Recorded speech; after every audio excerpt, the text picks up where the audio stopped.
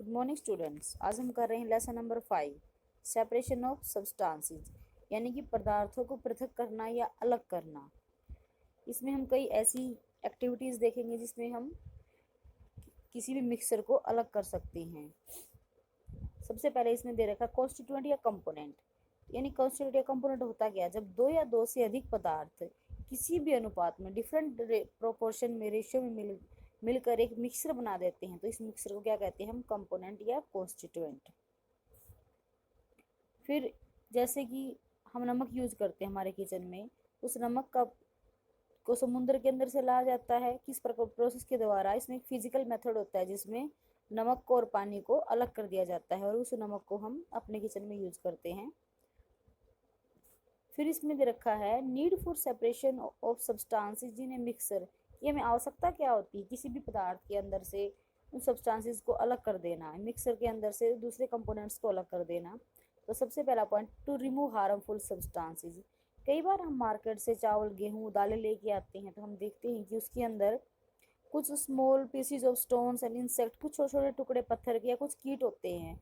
तो उनको हम यूज़ करने से पहले उन सभी कीट को या स्टोन्स को बाहर निकाल देते हैं। इसलिए यह हमारे लिए बहुत ज़रूरी होता है क्योंकि ये हार्मफुल होते हैं सब्सटेंस।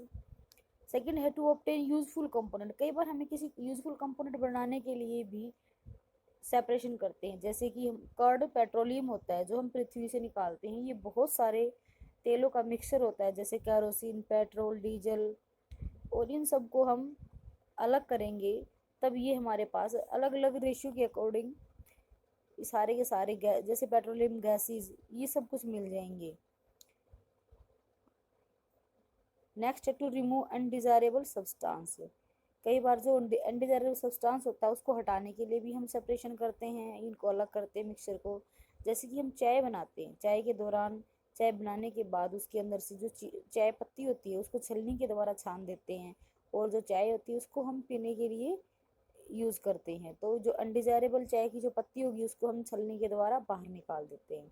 तो ये इसलिए ये हमारे कुछ पॉइंट्स थे जिससे ये पता चलता है कि हमें कई बार पदार्थों का सेपरेशन करना भी बहुत ज़रूरी होता है।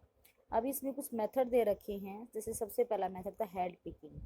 हेड पिकिंग यानी कि हाथ के द्वारा हम किसी जो कई बार स्मॉल या कई बार थोड़े बड़े लार्ज साइज के जो स्टोन्स होते हैं हमारे किसी भी मेटल के अंदर से उसको निकालते हैं। जैसे हमने पिछले में पढ़ा था to remove harmful substances first point में, तो दालें, राइस, वीट, गेहूँ, इन जो अनाज होता है उनके अंदर से हम इन पदार्थों को, स्टोन्स को, किसी इंसेक्ट को निकालने के लिए हेड पिकिंग यानी कि हाथ के द्वारा उनको रिमूव कर देते हैं।